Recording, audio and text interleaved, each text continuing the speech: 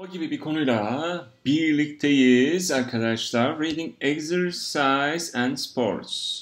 Evet. Egzersiz ve sporlar. The Invention of Basketball. Evet, basketbolun keşfi. Buluşu, keşfi. Şimdi arkadaşlar gördüğünüz gibi tekstteki yazılar sanki birazcık daha küçüldü ve birazcık daha dolu dolu oldu. Çünkü artık ne yapıyorsunuz? Seviye yavaş yavaş yükseltiyorsunuz arkadaşlar. Yeni şeyler öğreneceksiniz. Evet, şimdi bakalım.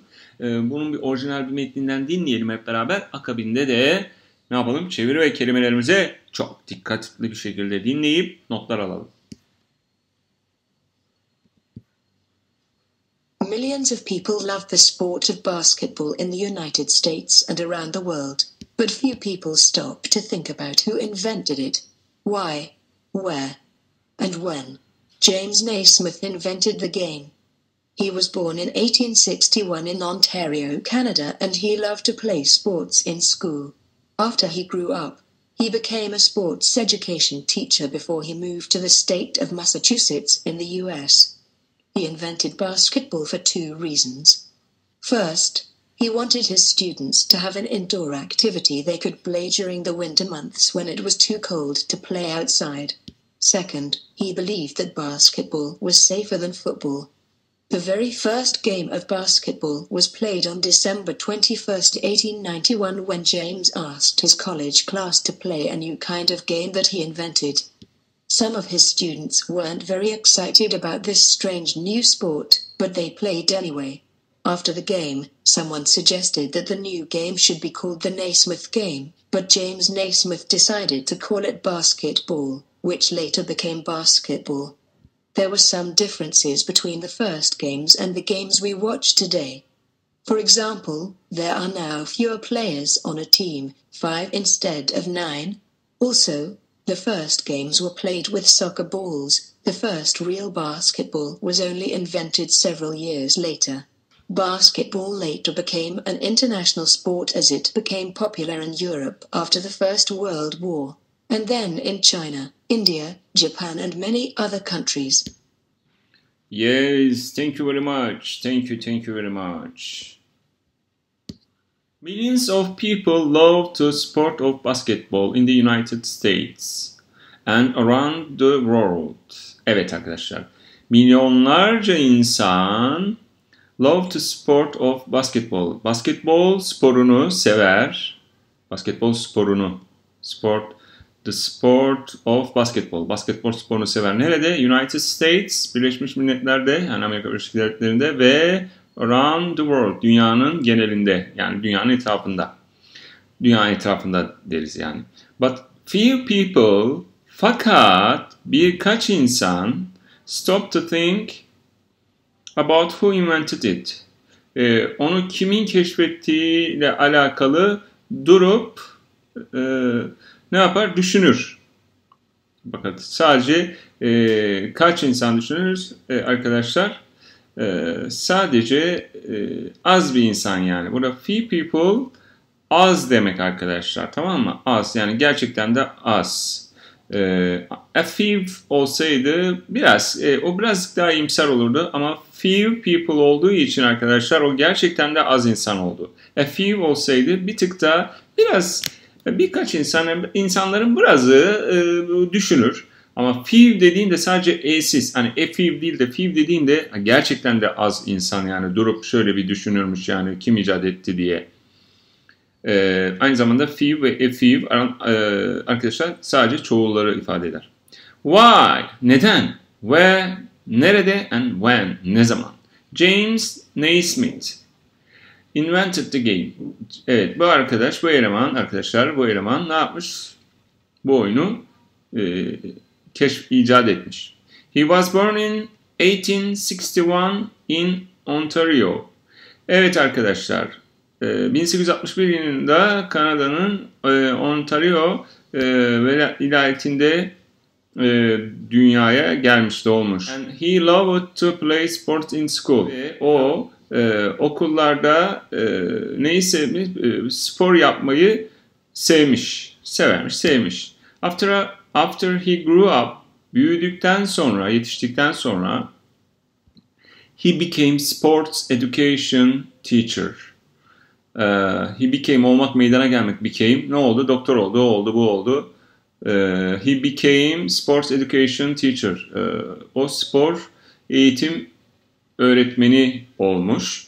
Ne zaman? Before, önce. Neden? Before moved to state of Massachusetts in USA. Amerika'daki Massachusetts eyaletine gitmeden önce. Gitmeden önce, taşınmadan önce daha doğrusu. Moved. Before moved. Taşınmadan önce. Move, hareket etmek, bir şeyin hareket etmesi ve taşınmanız değil mi? He invented basketball for two reasons. O basketbolu niçin icat etmiş arkadaşlar? İki sebepten dolayı. For two reasons. Birine bir şeyi açıklayacağınız zaman bunu çok kullanırsınız. First, he wanted his students to have an indoor activity. He wanted his students to have. Öğrencilerin sahip olmasını istedi. He wanted his students to have an indoor activity. Bir iç mekan aktivitesi. They could play during the winter months. Oynayabilirlerdiler. Nasıl oynayabilirdiler? During, zamanında, anında, vaktinde. Hangi vaktinde? Winter months. Kış aylarında. Ne zaman? When it was too cold to play outside. Dışarıda oynamak için çok soğuk olduğunda. Second, ikincisi olarak he believed that basketball was safer than football. He believed that, inanmış ki, believe, Yaradan'a inanmak için de believe denir. Bir başkasına inanmak anlamında da believe denir. Trust, güvendir. Güven duymaktır. Believe, inanmaktır. That basketball was safer than football. Neye inanmış arkadaşlar? Basketbolun daha güvenli. Safe, güven ama are eklenmiş. Safer, daha güvenli değil mi? Comparative olmuş, subject olmuş arkadaşlar. Comparative, evet, comparative subject olmuş burada. Than football, futboldan. The very first game of basketball was played on December 21st. Burayı öncü, tarihlerde öncü diye okuyoruz. 21 demiyoruz, yani 21 demiyoruz. 21. diyeceğiz. O zaman birinci ne demek? Birinci first. Birinci demek. O zaman ne yapacağız? December 21st diyeceğiz. The very first game of the basketball, ilk basketbol oyunu was played. Past tense'in pasif hali oynanmış ne zaman? Aralık ayının 21'inde. 1891'de yani 1891'de okuduk. When James asked his college class to play a new kind of game that he invented. Ne zaman oynanmış? İstemiş. Asked sormak değil de istedi diyoruz. James ne istemiş? Kolej sınıfından yeni bir tür oyunu icat ettiği yeni bir tür oyunu oynamasını, onun sınıfının oynamasını istemiş. Asked burada istedi diye çeviriyoruz. Some of his students weren't very excited. Bazı öğrencileri pek de böyle bu konuyla alakalı heyecanlı değilmişler. Ne ile alakalı? About strange new sport. Yeni tuhaf sporla ilgili. Yani basketbolla ilgili. But they played anyway. Buna rağmen yine oynadılar yani. Her neyse gibilerine. Anyway. Her neyse gibilerine anlamı da var. Buna rağmen oynadılar diye çeviriyoruz. After the game, oyundan sonra some suggested that the new game should be called Naismith Game. Bu yeni oyundan sonra birileri ne yapmış arkadaşlar? Tavsiye etmiş. Ne tavsiye etmiş bu birileri? Should be called diye seslenilmeli, diye ifade edilmeli bu yeni oyuna. Ne? Naismith Game. Evet, kendi adını vermesini istemişler. But James Naismith decided to call it basketball. Fakat James Bey buna ne karar vermiş? İfade etmeye karar vermiş. Basketball diye ifade etmeye karar vermiş. Which later became basketball. Sonra da bu deyimler zaten bir araya gelmiş. Artık isimleşmiş. There was some difference between first games and the games we watch today. There were some differences. Bazı farklılıklar vardı. There are gibi. Şimdi geçmiş zaman hali was were kullanılıyor. Vardı. Ne vardı? Birkaç farklılık. Bazı değil de çoğul olduğu için birkaç şey çeviriyorum. Birkaç farklılık vardı. Nerede? Arasında. Neyin arasında? Between the first games. İlk oyunlar ve the games we watch today. Bugün oynadığımız oyunlar arasında birkaç farklılık vardı. For example, örneğin. There are now fewer players on a team. Şimdi daha az, hani çok daha az oyuncu var. Bir team'de daha az oyuncu var. 5 instead of, o zaman 9 kişi oynanıyormuş. 9 yerine mesela 5 diyor şu an. Yerine. Instead of. N'ın yerine. Evet, bir şeyin yerine. Instead of to go out. Mesela dışarı çıkmaktansa burada kalalım. O burada kaldı. Instead of to go out, he stayed here. O burada kaldı falan. Also bir de the first games were played with soccer balls. Bir de ilk oyunlar were played, oynandı. Past tense değil mi? Past tense'in pasif hali. Was were ve fiilin üçüncü veya idili hali. İlk game oynanmış. Nasıl oynanmış? With soccer balls. Soccer futbol yani değil mi arkadaşlar? Futbol toplarıyla oynanmış. The first real basketball was only invented several years later.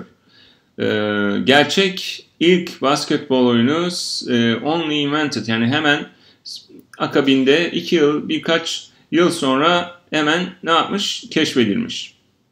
Basketball later became an international sport. Basketbol sonradan uluslararası bir, şimdi national ulusal demek ama international uluslararası demek. Uluslararası bir spor haline gelmiş. Became an international sport as it became popular. Hatta Birinci Dünya Savaşı'ndan sonra Avrupa'da popüler olduğu gibi daha nerede? Çin'de, Hindistan'da, Japonya'da ve birçok öteki ülkede. Evet arkadaşlar, bu da güzeldi, bu da güzeldi. Hem güzel bilgiler, hem güzel kalıplar, hem güzel cümleler. Daha ne olsun arkadaşlar, daha ne olsun? Bu dersin kıymetini bilin bak. allthingstopics.com adresinden ziyaret yapıp ben link de bırakıyorum çoğu zaman videonun altında. Oradan kaynağa erişip PDF olarak bunu alabilirsiniz arkadaşlar. Evet. Haftaya bunu pekiştirme adına soru kalıplarıyla görüşmek üzere.